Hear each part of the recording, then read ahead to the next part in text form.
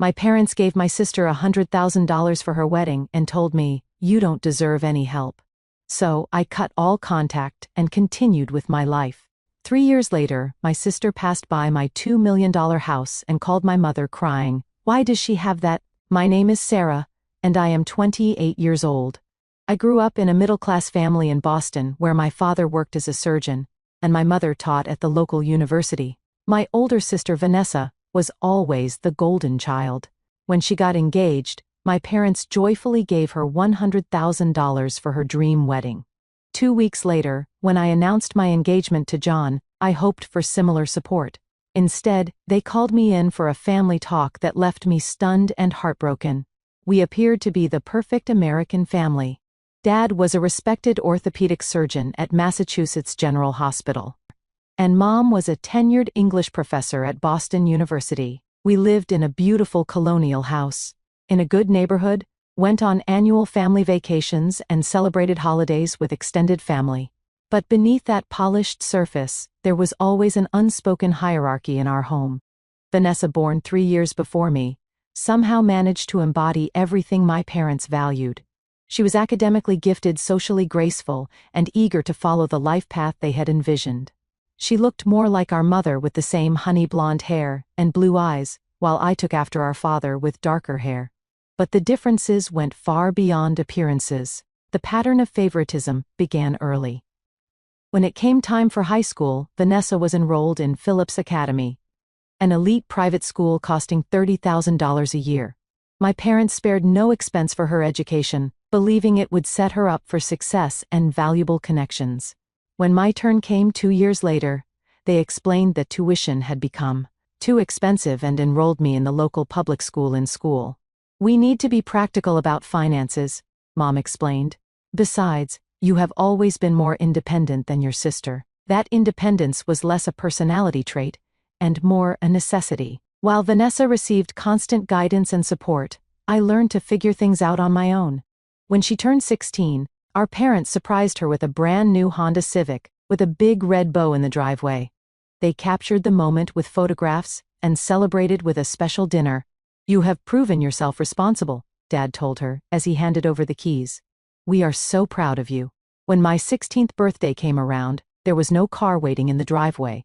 Instead, my parents suggested I get a part-time job if I wanted to save up for a vehicle.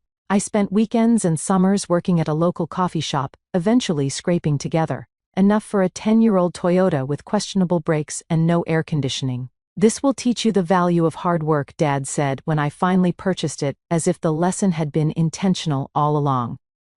The pattern continued throughout our teen years. Vanessa was given a trip to Europe after graduation as a reward for her academic achievements. I was told college was expensive enough without additional travel. She attended Northwestern University with our parents covering all expenses, including a comfortable off-campus apartment and a generous monthly allowance. When it came time for my college applications, the conversation shifted dramatically. "We have already spent so much on education," my mother explained.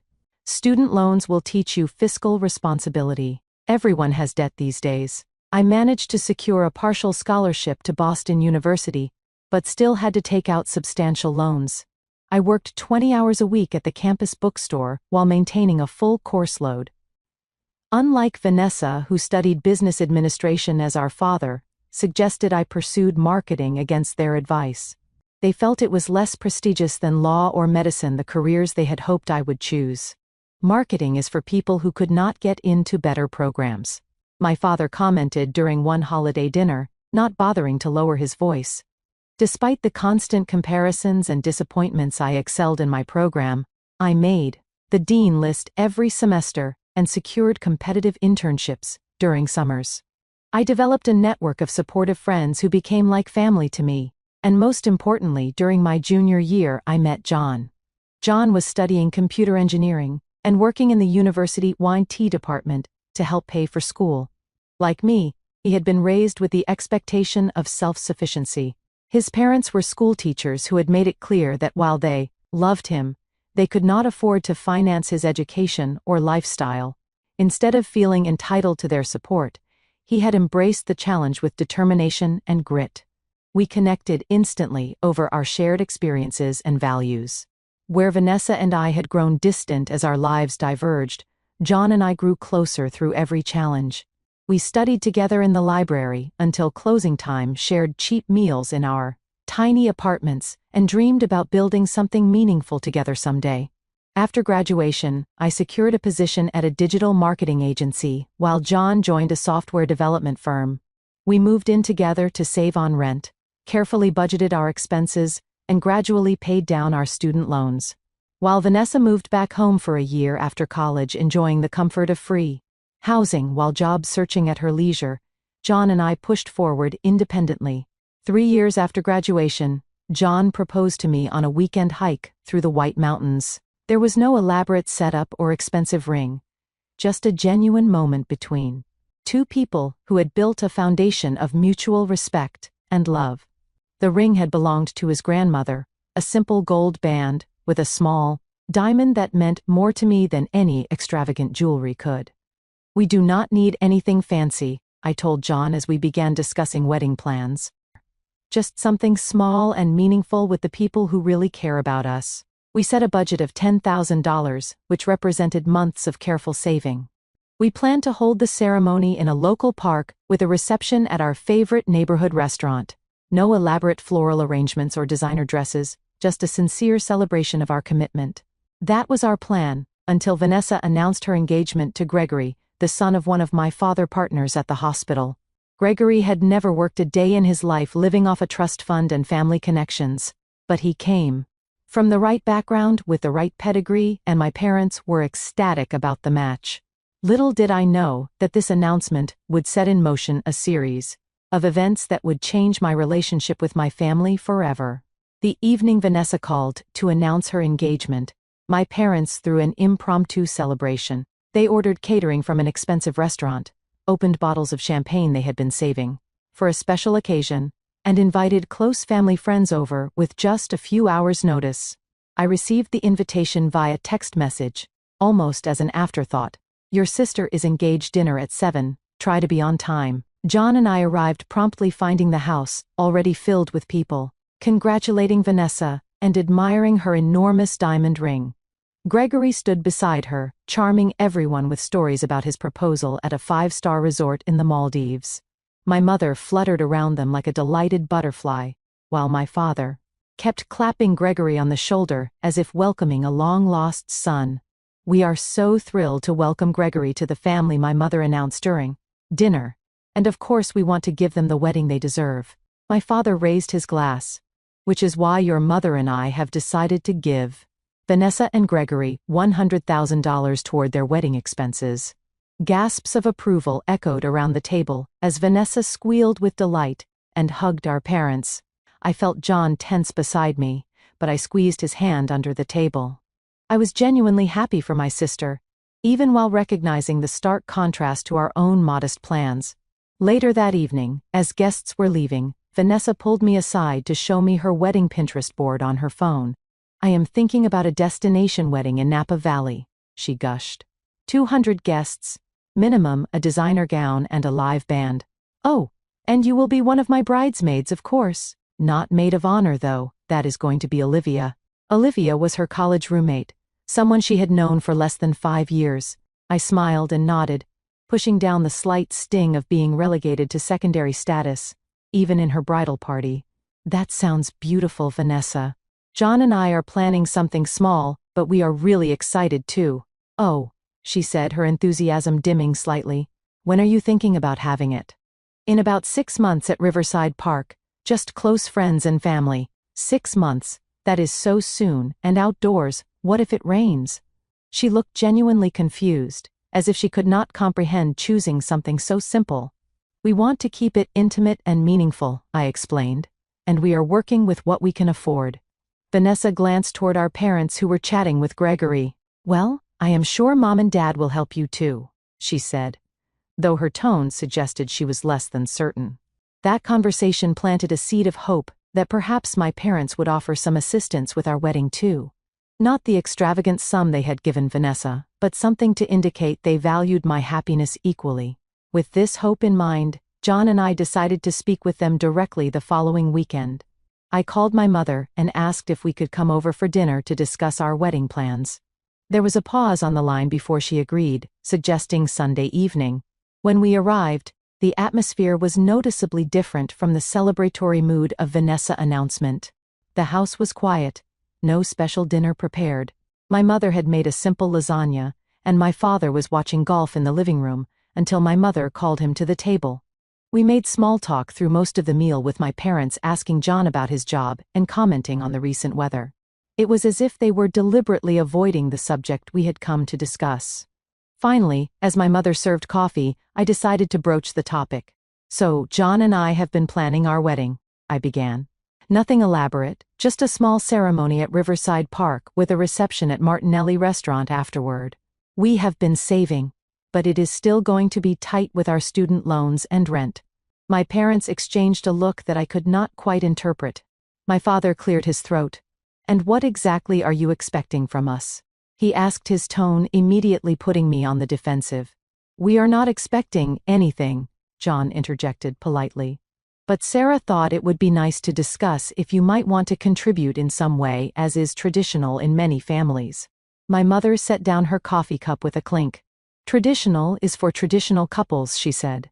"Couples who follow the proper order of things." "What is that supposed to mean?" I asked, feeling a chill spread through my chest. My father leaned forward, folding his hands on the table. "It means, Sarah, that your sister has always made choices that align with our family values. She attended the right schools, pursued a respectable career path, and is marrying into a family that will enhance her social standing and security. While you," my mother continued, "have consistently chosen to do things your own way. You rejected our advice about college, you picked a career in advertising of all things, and now you are planning to marry."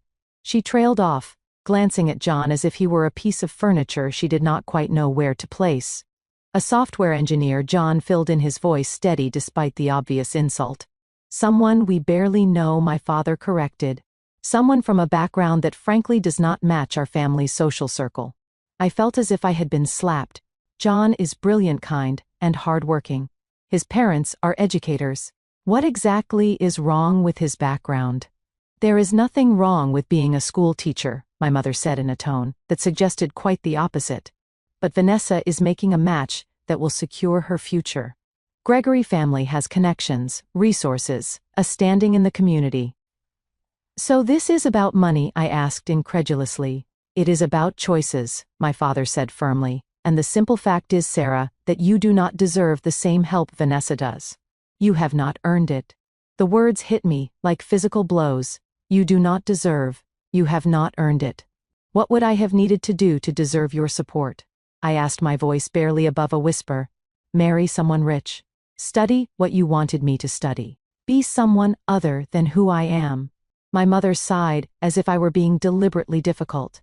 "This attitude is exactly what we are talking about. Vanessa understands family obligation. She visits regularly, attends functions with us, maintains the right social connections. What have you done besides pursue your own interests without any regard for how it works?" "We have worked hard," I said, fighting back tears. "We have paid our own way, built careers we are proud of, found happiness together. I thought that would matter to you." "What matters," my father said coldly, "is that we are giving Vanessa $100,000 for her wedding because she deserves it. We will attend your wedding as guests, but do not expect financial support. You have made your independent choices, now live with them." John reached for my hand under the table, his touch grounding me as the room seemed to spin. "I think we should go," he said quietly. As we stood to leave, my mother added a final blow. "Vanessa has always done everything right. I am sorry to say it, Sarah, but you have been nothing but a disappointment." The drive home passed in a blur of tears and disbelief. The parents who should have loved me unconditionally had just confirmed what I had suspected for years. In their eyes, I would never measure up to my sister, not because of any moral failing or lack of achievement, but simply because I had chosen to be authentically myself rather than the daughter they had wanted me to be. That night, as John held me while I cried, I made a decision that would alter the course of my life. If my family could not accept me as I was, perhaps it was time to redefine what family meant to me. The morning after that devastating dinner with my parents, I woke up with swollen eyes and an ache in my chest that felt physical. John had already made coffee and was sitting at our small kitchen table, researching budget wedding venues on his laptop. Maybe we could cut the guest list even further, he suggested as I joined him, or push the date back a few months to save more. I shook my head, still processing the events of the previous night. I cannot believe they actually said those things to me, to us. John reached across the table to take my hand. Their loss, he said simply. We are going to build an amazing life together with or without their blessing. His quiet confidence steadied me, but I still felt the need to talk to the one person who might understand the complexity of my relationship with our parents. I decided to call Vanessa, hoping that sister solidarity might transcend our differences. I waited until later that afternoon, when I knew she would be on her lunch break. The call connected after several rings. Sarah, this is a surprise. Is everything okay? Her tone was pleasant but distracted. Not really, I admitted. I had dinner with Mom and Dad last night to discuss our wedding plans, and it did not go well. Oh, she said, suddenly sounding uncomfortable. They mentioned you might be asking for money. The casual way she said it stung, not just the assumption that I had been asking for a handout, but the fact that my parents had already discussed the situation with her. I was not asking for money, I clarified. I just thought they might want to contribute something to my wedding like they are for yours. But they made it very clear that I do not deserve their help. There was a pause on the line. Look, Sarah, I do not want to get in the middle of this, but you have to admit, you have always done things your own way. You cannot expect the same support when you do not follow the path they laid out. I felt my throat tighten. So you agree with them, that I am undeserving because I made my own choices? Do not be so dramatic, she said. It is not about deserving, it is about family expectations. I fulfilled them, you rebelled against them. Actions have consequences. Expectations like what marrying someone wealthy, following a career path, I have no interest in. Do not be jealous of me because I chose the right path, Vanessa snapped. Gregory and I share values with Mom and Dad. We participate in family traditions. We maintain the right social connections. We consider how our choices reflect on the family name. What have you ever done except pursue your own agenda? It was eerily similar to what my mother had said. I realized then that Vanessa was not going to be my ally in this. She had too much invested in the family dynamic as it stood with her as the golden child, and me as the disappointment. I thought you might understand, I said quietly, or at least recognize how unfair this is. Life is not fair, Sarah. Some of us work hard to maintain family harmony, while others just do whatever they want, and then complain about the consequences. Look, I have to go. Gregory is waiting to take me to look at potential wedding venues. The call ended, and with it my last hope of finding understanding within my family. In the weeks that followed, I threw myself into work, staying late at the office and taking on additional projects. John worried about me, but understood my need to focus on something productive rather than dwell on the pain. Meanwhile, Vanessa wedding planning proceeded at full speed. My mother sent group texts with updates about venue selections, floral arrangements, and dress fittings. Each message was like salt and a wound, but I responded with brief, polite enthusiasm. I received a formal bridesmaid invitation in the mail, complete with a list of expectations, including attendance at 5 pre-wedding events, purchase of a specific dress costing nearly $1,000, and contribution to a luxury bachelorette weekend in Miami. The financial burden alone would have been significant, but it was the emotional toll I could not bear. After careful consideration, I called Vanessa to decline the bridesmaid role, offering instead to attend as a regular guest. Her reaction was immediate and furious. "This is so typical of you, Sarah. Always thinking of yourself instead of supporting your family. Everyone is going to ask why my own sister is not in my wedding party. You can tell them the truth," I suggested, "that I cannot afford the financial commitment right now. This is not about money, this is about your attitude. You have always been jealous of me, and now you are trying to ruin my special day." No amount of explanation could convince her that my decision was not driven by jealousy. The conversation ended with her threatening to uninvite me entirely, though a formal invitation still arrived in the mail 2 weeks later. As the wedding date approached, John and I discussed whether we should attend at all. Part of me wanted to avoid the event and the inevitable emotional minefield it represented, but another part felt that not attending would only reinforce their narrative about me being selfish and unsupportive. "We will go," John decided. "Hold our heads high, be polite, and leave early if needed. We have nothing to be ashamed of." Vanessa wedding day dawned bright and clear, a perfect June Saturday at a vineyard in Napa Valley.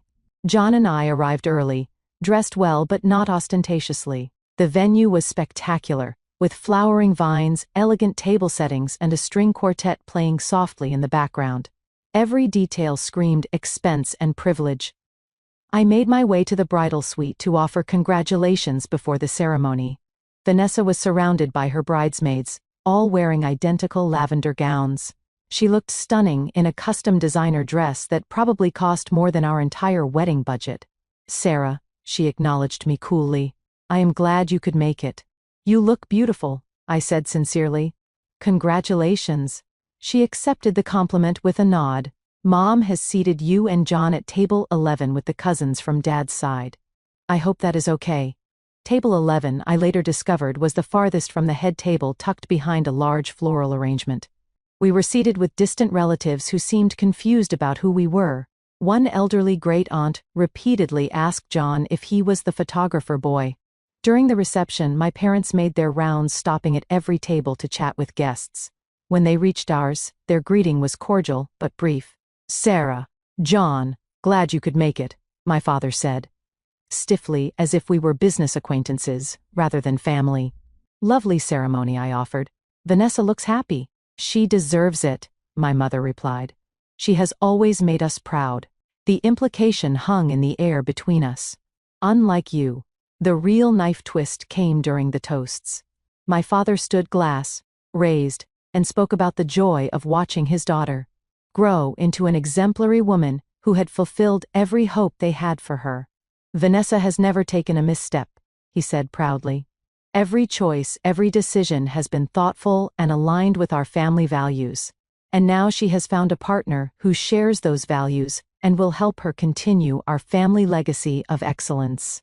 My mother followed with her own speech, highlighting Vanessa's adherence to tradition and family duty.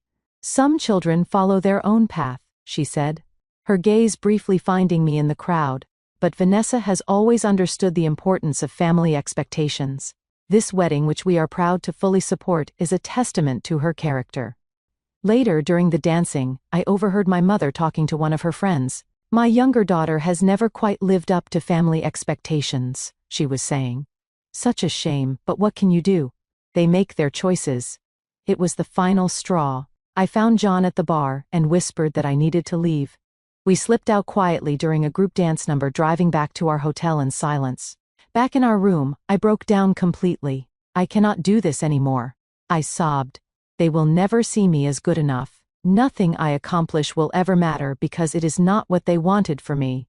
John held me, letting me cry it out. "Then maybe it is time to stop trying to earn their approval," he said finally. "Maybe it is time to build a life that makes you proud, regardless of what they think." That night, we made 2 significant decisions. First, we would postpone our wedding plans indefinitely. The idea of a celebration focused on family felt hollow now.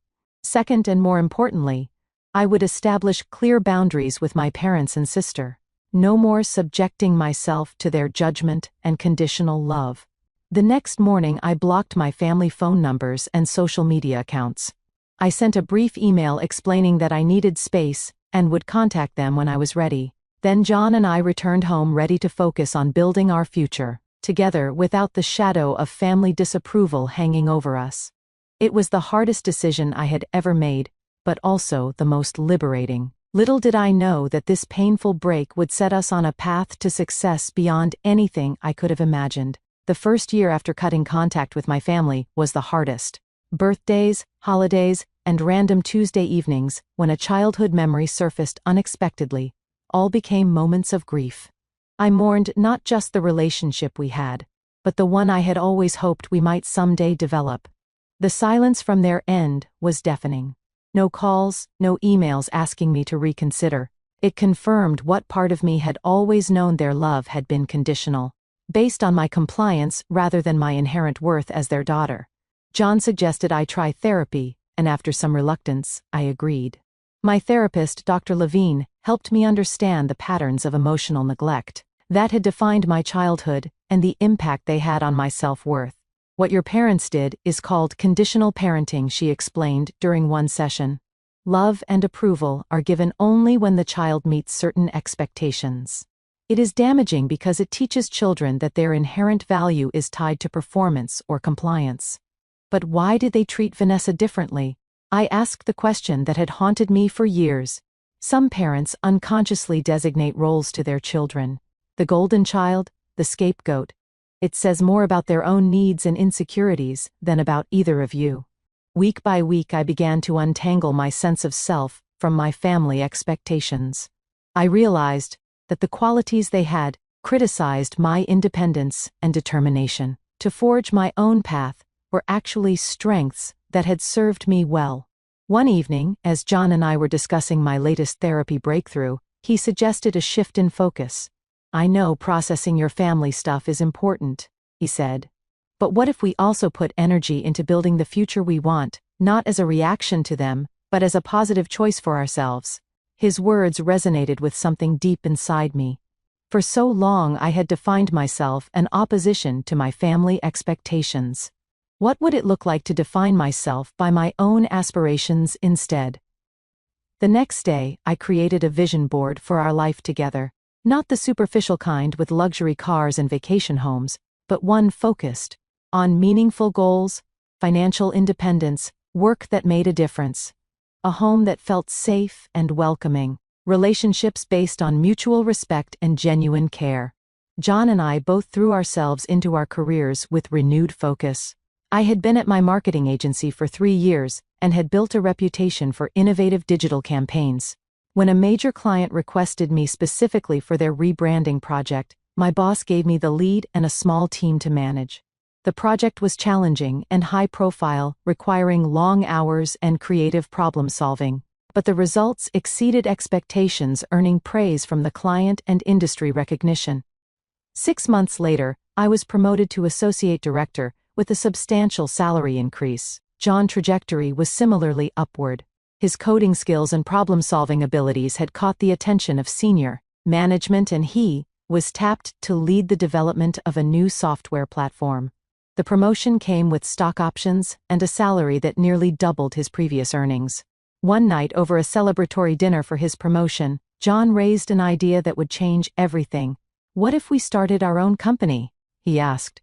"Combining my technical skills with your marketing expertise, there is a gap in the market for agencies that truly understand both sides." The idea took root immediately. We spent evenings and weekends developing a business plan, researching the market, and identifying potential clients. 6 months later, Digital Nexus was born, operating initially from our apartment living room. The early days were challenging. We invested most of our savings into professional branding, a sleek website, and essential software. We worked 16-hour days, with John handling the technical development, and me focusing on client acquisition and marketing strategy. Our first client was a small local business owner I had met at a networking event. She took a chance on us despite our limited portfolio, impressed by our personalized approach and enthusiasm. The project was a success, leading to referrals and gradually a growing client base. 4 months in, we landed our first major client, a regional restaurant chain needing a complete digital overhaul. The project was complex and high stakes, requiring us to hire 2 freelancers to help with the workload. The pressure was immense, with both our reputation and financial stability hanging in the balance. The night before the client presentation, we worked until 3 a.m, fine-tuning every aspect of the deliverables. I remember looking across our makeshift home office at John, his face illuminated by the computer screen, and feeling a surge of gratitude. While my biological family had dismissed our potential, we were building something meaningful together. The presentation was a triumph. The client not only approved our work, but referred us to several business partners. Within 6 months, we had enough consistent business to lease a small office space and hire 3 full-time employees. By the end of our first year, Digital Nexus had established a reputation for innovative solutions that delivered measurable results. Our client roster included several recognizable brands, and we had expanded to a team of 12. Through it all, my family remained absent from my life. Occasionally, I would receive a generic birthday card from my mother, or a holiday mass email, including me among dozens of recipients. My father never reached out at all. Vanessa sent a stiff announcement of her first pregnancy address to Sarah and guest, rather than including John by name. These small reminders still hurt, but the pain was dulled by the joy and fulfillment I found in the life John and I were creating together. We had formed close friendships with several couples who shared our values and interests. We had mentors in the business community who provided guidance and support. We had built a chosen family that celebrated our successes and stood by us through challenges. On our 3rd anniversary, John suggested we revisit the idea of getting married. Not a big production, he clarified. Just something intimate with the people who have actually been there for us. 2 months later, we exchanged vows in the garden of our favorite restaurant, surrounded by 20 friends who had become family to us. My colleague Sophia stood as my maid of honor, while John's best friend from college served as his best man. There were no elaborate floral arrangements or designer attire, just sincere vows and genuine celebration. The total cost came to just under $8,000, a fraction of what Vanessa's wedding had cost.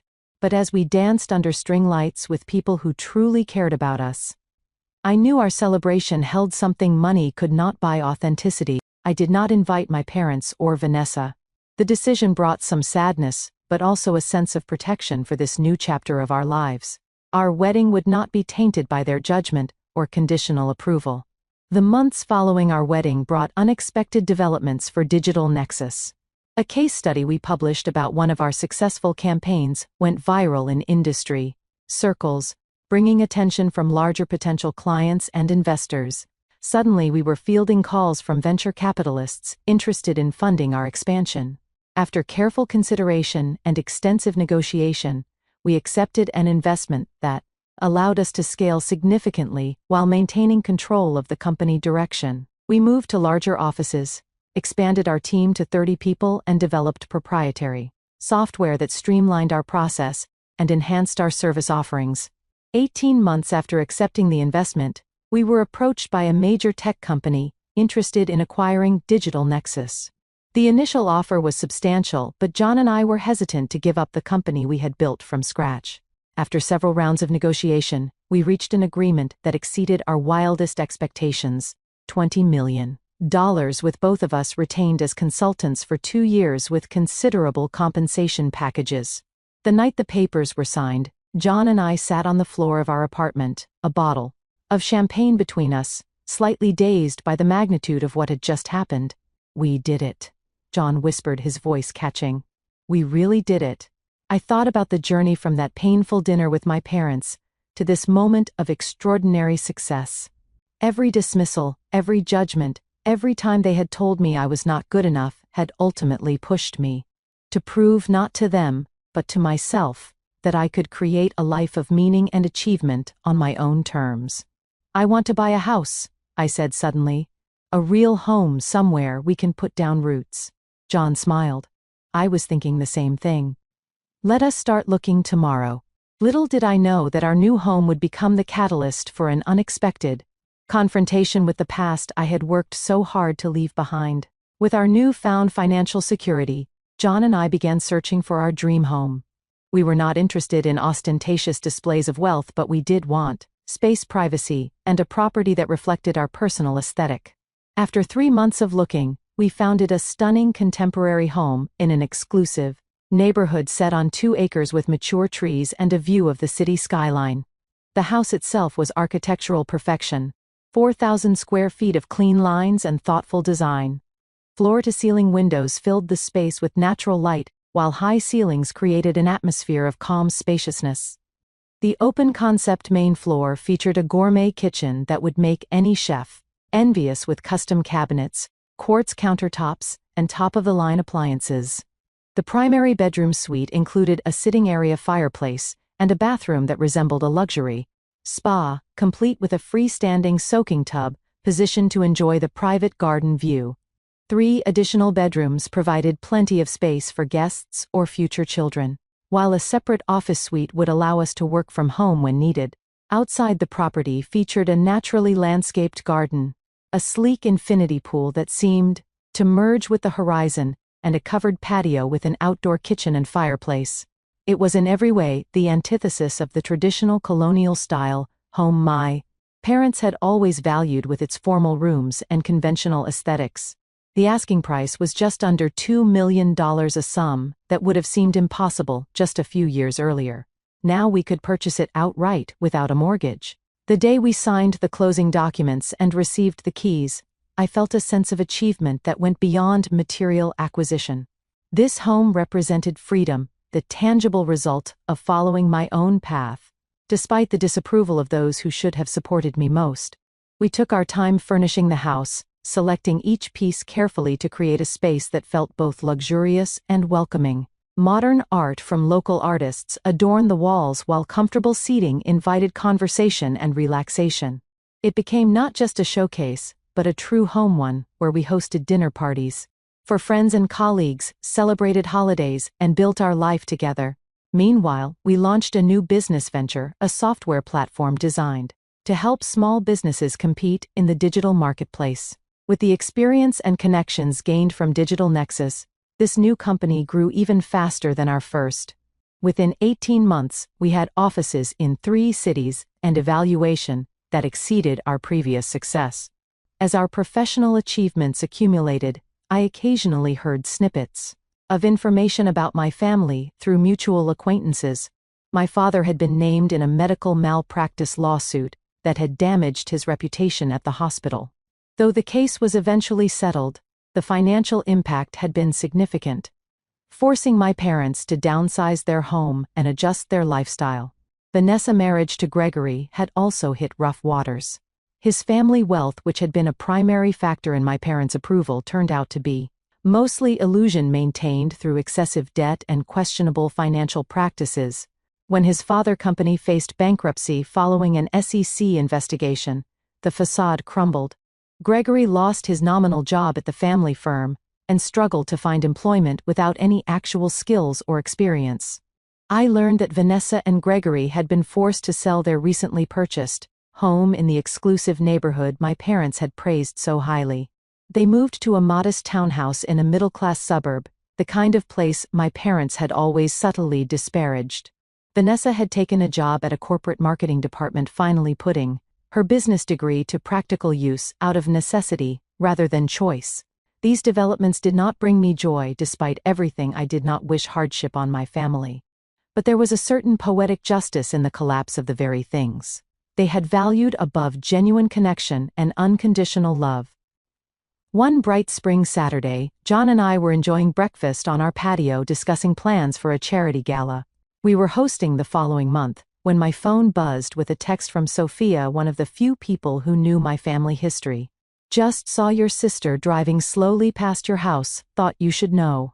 I felt a chill. Despite the warm morning Sunday, Sophia lived 3 houses down from us and had met Vanessa once at our wedding.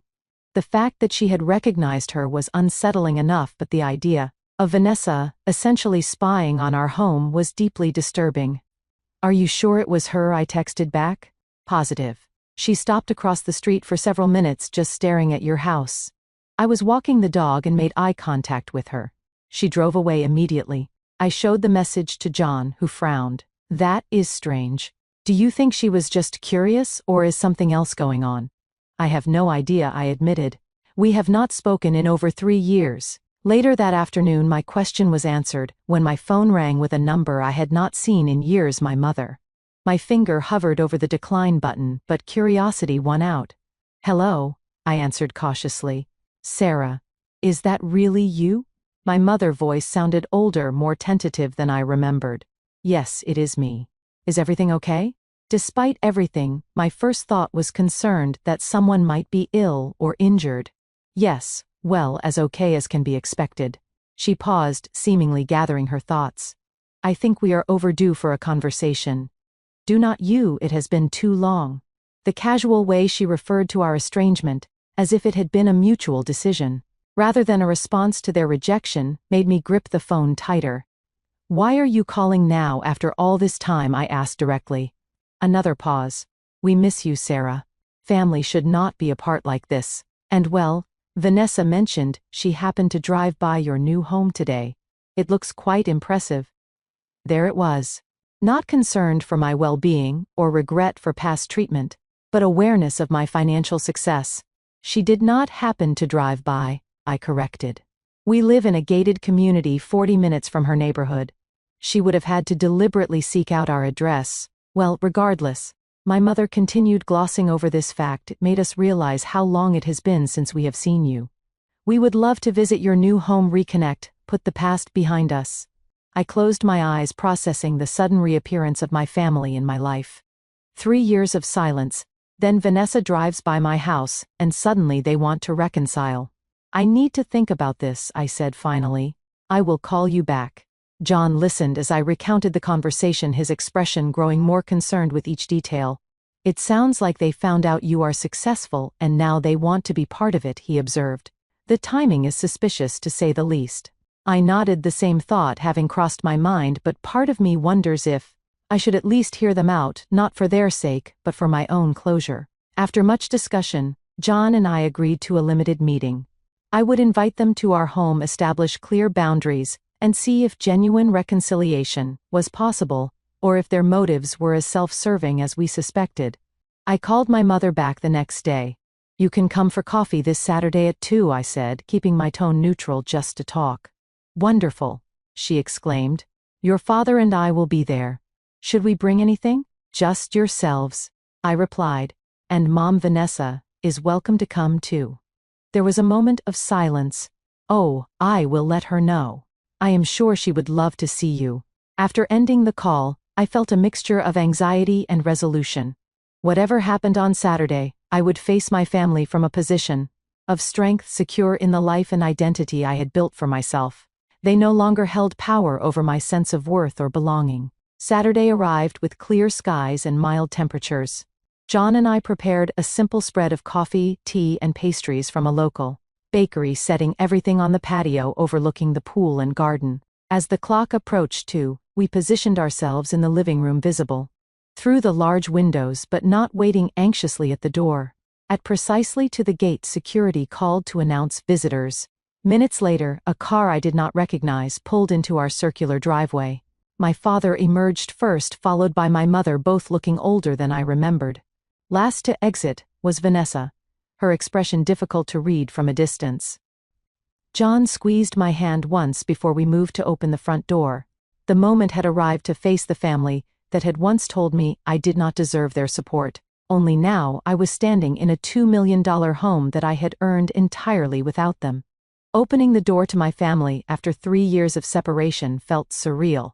My father had more gray in his hair, deep lines around his eyes that had not been there before. My mother looked thinner, her carefully maintained appearance showing signs of strain.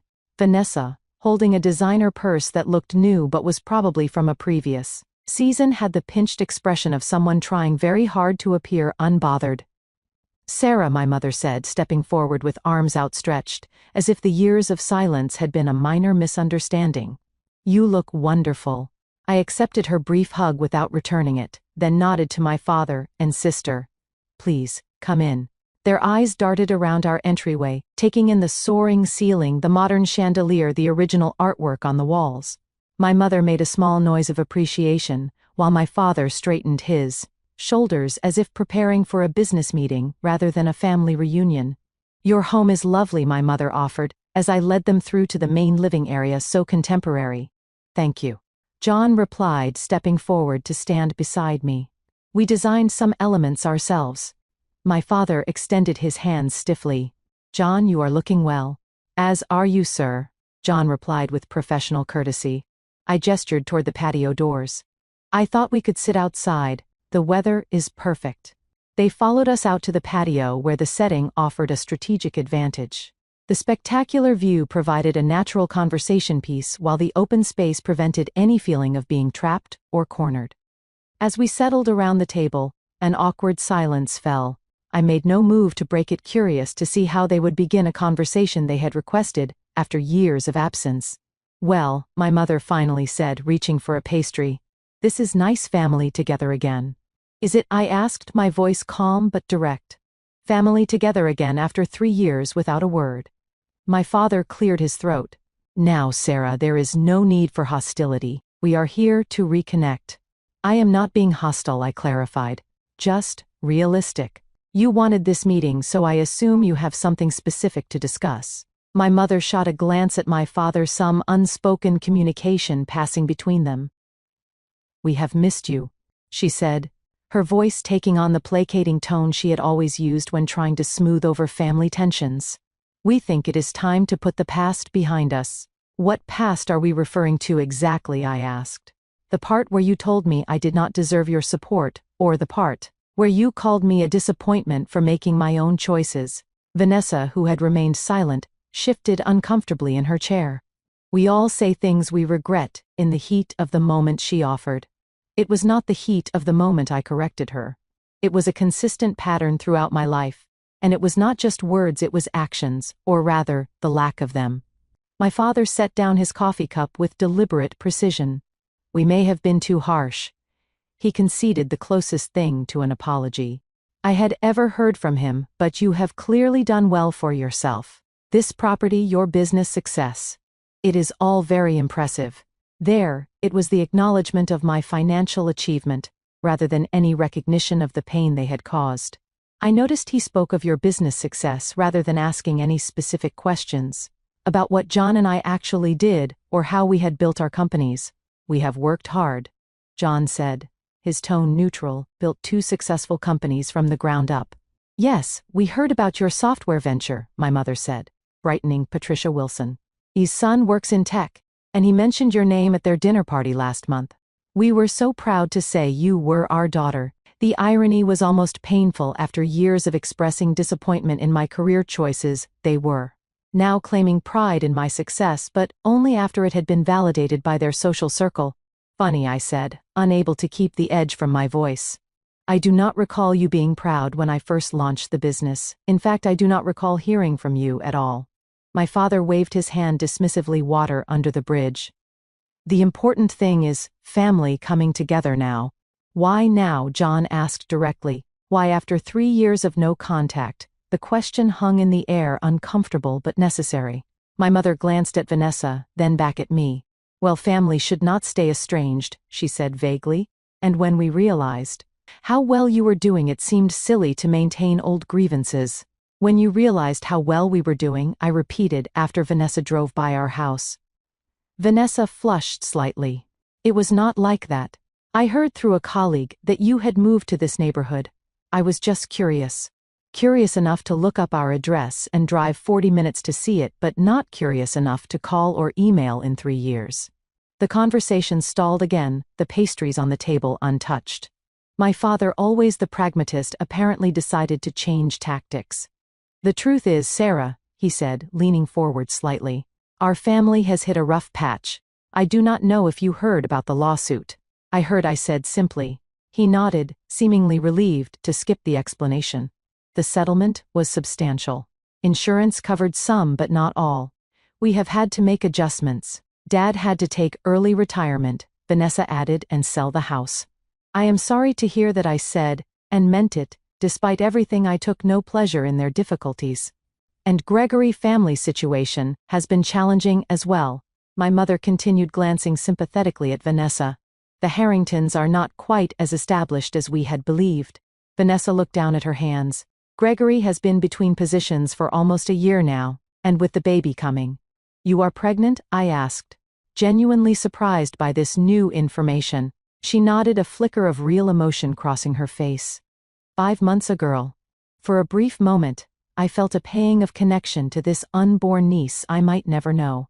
But the feeling was quickly overshadowed by the realization that this entire reunion had an ulterior motive becoming increasingly clear.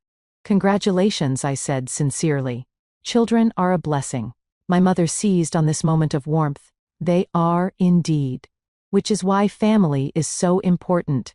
Supporting each other through challenges, celebrating successes together. My father, less patient with the indirect approach, cut to the chase. The medical community can be unforgiving after a malpractice case regardless of the circumstances. I am consulting now, but rebuilding my reputation requires connections, resources. And Gregory needs investors for his new business venture, Vanessa added. Something in tech, like what you and John do.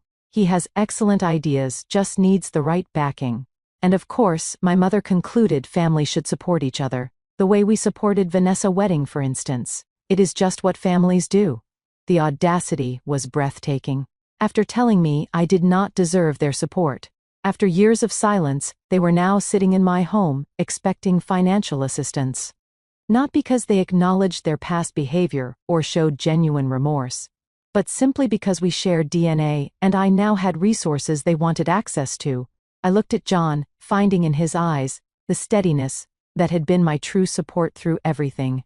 Then I turned back to my family feeling strangely calm and clear. I think I understand now why you wanted to reconnect, I said, my voice even. And I appreciate your honesty, even if it took seeing my home to bring it about. My mother smiled, seemingly relieved that the subtext was now text. So, you will help. We are thinking a loan to start, perhaps $200,000, to help your father re-establish his consulting practice. And maybe the same for Gregory Venture. Family investing in family. The casual way she named these substantial sums, as if they were insignificant tokens, rather than more money than they had ever offered me, confirmed everything I needed to know about this reunion. I stood up slowly, straightening to my full height. I need to be honest with you too, I said. I did not invite you here today to negotiate financial arrangements. I invited you because part of me wondered if genuine reconciliation was possible. My father frowned, sensing the shift in direction. Sarah, do not be dramatic. We are simply discussing practical family matters. No, I corrected him. You are asking for financial help from the daughter you explicitly told was undeserving of your support. The daughter whose life choices you criticized and whose wedding you refused to contribute to because, and I quote, I had not earned it. Vanessa interjected. That was different. We did not know you would become so successful. Her words hung in the air, the naked truth finally exposed. Their treatment of me had been based on a calculation of what I could provide them, not on unconditional love or belief in my worth. Thank you for that clarification, Vanessa, I said quietly. It tells me everything I need to know. I turned to my parents feeling not anger but a profound sadness for what might have been. I think you should leave now. All of you. My mother gasp was theatrical. You are throwing us out. Your own family. I am asking you to leave my home. I corrected. The home I built without your support or approval. The home that apparently only made me worthy of your attention once you saw it. My father stood abruptly. This is outrageous. After all we have done for you. What exactly have you done for me? I asked, genuinely curious about his perception. He sputtered, unable to provide specific examples. We raised you, educated you. You provided the legal minimum required of parents, I countered, and made it clear at every turn that I was less valuable than my sister because I did not conform to your expectations. So you will not help us? Vanessa asked, her voice small. Not even for your niece. The appeal to family obligation was ironic, coming from someone who had stood by silently while our parents dismissed my worth. Still, I felt a twinge of compassion for the unborn child who would enter this complicated dynamic. I will not be financially supporting Dad career rehabilitation or Gregory business venture, I said firmly, but I would be willing to set up an education fund for your daughter provided it is in her name only and cannot be accessed for any other purpose. My offer, meant as a genuine olive branch to my future niece, was met with indignation rather than gratitude. How dare you dictate terms to us, my mother snapped, as if we cannot be trusted with our own granddaughter future. John, who had remained admirably restrained throughout the conversation, finally spoke. I think Sarah has been more than generous given the circumstances. Now I suggest you respect her request to leave. My father glared at him. This conversation is between family members. John is my family, I said firmly. The family I chose who has supported me unconditionally. Something the three of you might want to reflect on. There was a moment of tense silence before my father turned and headed toward the door. My mother followed, pausing only to say, "You will regret this selfishness, Sarah. When we are gone, you will wish you had been a better daughter." Vanessa lingered briefly, something unreadable in her expression. For a moment, I thought she might say something meaningful, perhaps even acknowledge the inequity of our childhood. Instead, she simply said, "The offer for the baby fund. Does it still stand?" "It does," I confirmed. "Contact my lawyer and we will arrange it." She nodded once, then followed our parents. I watched through the window as they drove away, their car growing smaller until it disappeared beyond our gates. Only then did I allow myself to sink into a chair, emotionally exhausted. "Are you okay?" John asked, sitting beside me. "I do not know," I admitted, "but I think I will be." What I could not have anticipated was the flood of emails, texts, and voicemails that would begin arriving within hours of their departure. My father demanding reconsideration, my mother alternating between guilt trips and thinly veiled threats about being written out of their will, Vanessa pleading for me to understand their difficult situation. Each message confirmed that I had made the right decision in maintaining boundaries. They still saw me not as a person deserving of respect and genuine connection, but as a resource to be accessed when convenient. That night, I decided to send one final message, an email address to all three of them, expressing exactly what I had learned from our years apart and our brief reunion. It would be my last communication for a very long time. The days following my family visit were emotionally turbulent. I fluctuated between certainty that I had done the right thing and waves of grief for the relationships that might have been. John gave me space when I needed it, and comfort when I asked, never once suggesting that I had made the wrong choice. "You set a boundary," he reminded me. "That is not rejection, it is self-protection." A week after their visit, I sat at my desk overlooking our garden and composed the email I had been drafting in my mind for days. It would be my final word on the matter, a closing statement, rather than an invitation for further dialogue. "Dear Mom, Dad, and Vanessa, I have given our recent reunion considerable thought. I want to be clear that this email is not written in anger, but from a place of clarity that has taken years to achieve. I do not hate any of you. I do not wish you ill.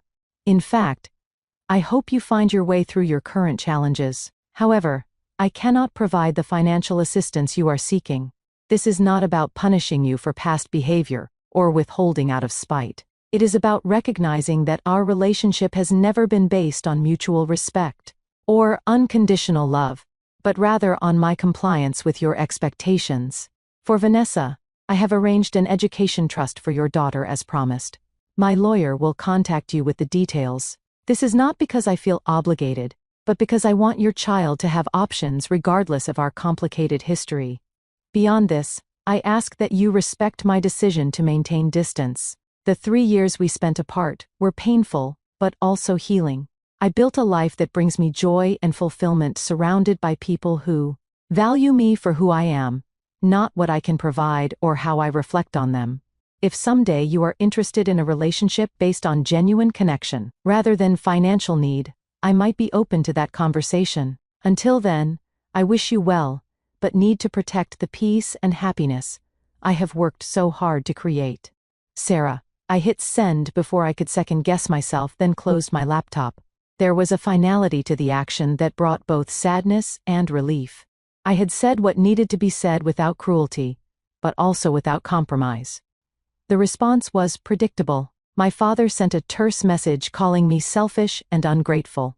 My mother wrote a lengthy email detailing all she had sacrificed for me, concluding that I was breaking her heart. Vanessa sent a text thanking me for the trust fund, but suggesting I was being unnecessarily harsh with our aging parents. I did not respond to any of them.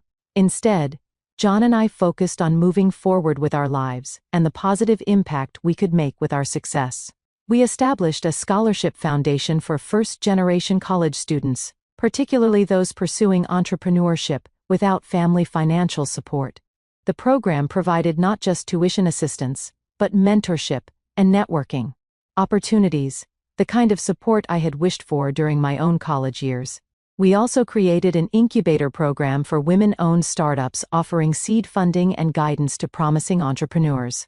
Watching these businesses grow from concept to thriving enterprises brought a satisfaction deeper than any luxury purchase could provide. In our personal life, we continued to nurture the community of friends who had become our chosen family. We hosted regular dinners, celebrated milestones together, and supported each other through challenges. These relationships, based on mutual respect and genuine care, showed me what healthy connections truly looked like. 6 months after the confrontation with my family, I discovered I was pregnant. The joy and trepidation of impending parenthood sparked deep reflection on the kind of mother I wanted to be, the family culture I hoped to create. I want our child to know they are loved unconditionally. I told John one night, as we discussed nursery colors, that their worth is not tied to achievements or compliance. They will know, John assured me, because we both understand how important that is. As my pregnancy progressed, I thought often about the patterns of family dysfunction and how easily they could be perpetuated without conscious effort. I read books on emotionally healthy parenting, joined support groups for expectant mothers, and even resumed therapy to process my own childhood experiences before bringing a new life into the world. One evening, while sorting through old photographs for a baby memory book, I found a picture of myself at about 7 years old, standing proudly beside a science fair project. My smile was wide, my posture confident. I remembered that day clearly, the excitement of presenting my work, the blue ribbon I had won. What I also remembered with adult perspective was my parents' lukewarm response. "Second place is nice," my father had said. "Vanessa won first last year, of course." Looking at that hopeful child, I made a silent promise to my unborn baby: "You will never be compared. Your achievements will be celebrated for their own merit, not measured against someone else's standard. Your worth will never be in question." 2 months later, our daughter Emma was born, a healthy 7-pound baby with John eyes and my determined chin. Holding her in the hospital, I felt a love so pure and unconditional that it highlighted, by contrast, the conditional nature of the love I had received growing up. My parents and Vanessa sent obligatory congratulations cards and a gift for the baby.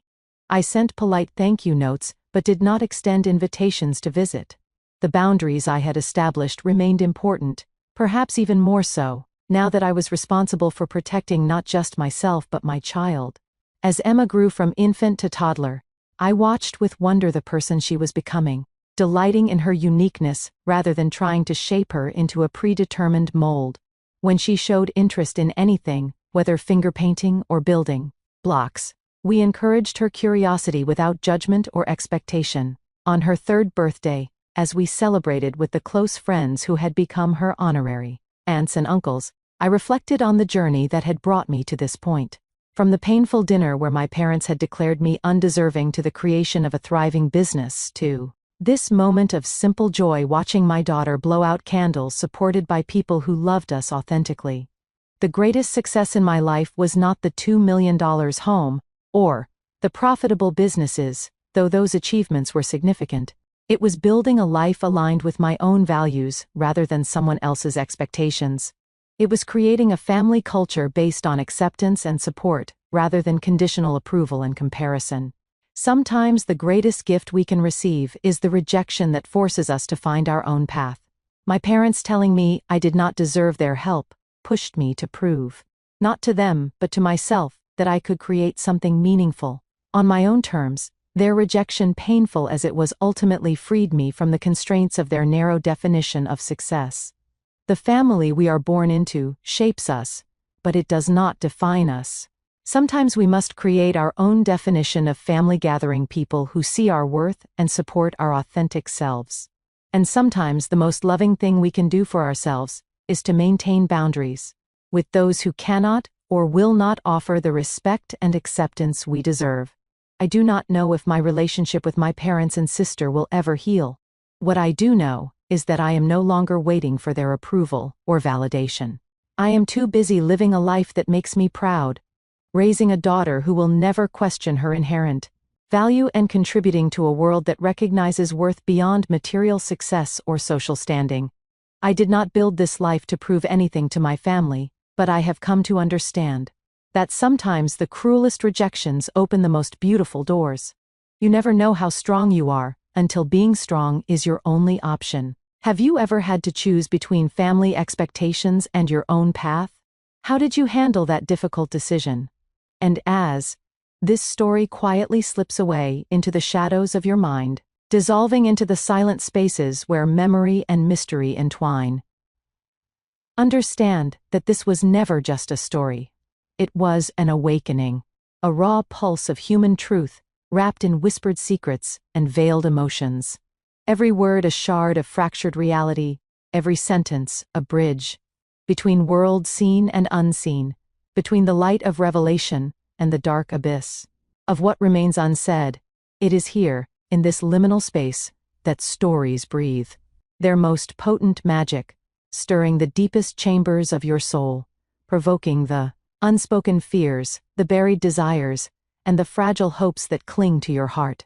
Like fragile embers, this is the power of these tales, these digital confessions whispered into the void, where anonymity becomes the mask for truth, and every viewer becomes the keeper of secrets too heavy to carry alone. And now, that secret, that trembling echo of someone else's reality, becomes part of your own shadowed narrative, intertwining with your thoughts, awakening that undeniable curiosity, the insatiable hunger to know what lies beyond.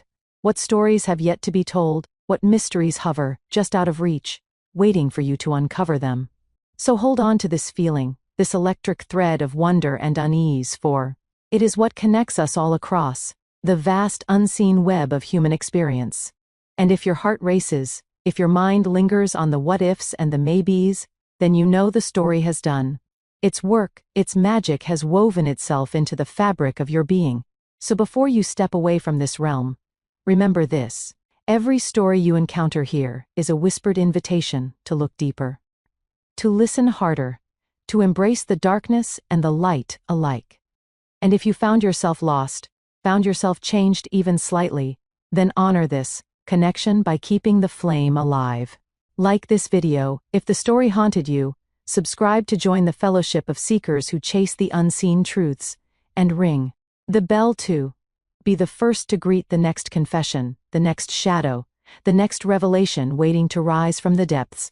Because here, we don't merely tell stories. We, some and them, we become vessels for the forgotten, the hidden and the unspoken, and you, dear listener, have become part of this sacred ritual. So until the next tale finds you in the quiet hours, keep your senses sharp, your heart open, and never stop chasing the whispers in the silence. Thanks for watching. Take care. Good luck. After listening to today's story, perhaps it has raised some new questions in your mind, or maybe it has brought back some old memories. Every day on Reddit, new experiences and moments create fresh stories, and they connect all of us. Everyone has their own unique journey in life, and we all try to understand the world in our own way. These kinds of moments remind us that we are all human, sometimes happy, sometimes sad, and always learning something new. If you enjoyed this story, feel free to share it with your friends. Your thoughts and feedback are always valuable to us, as they motivate us to create even better content.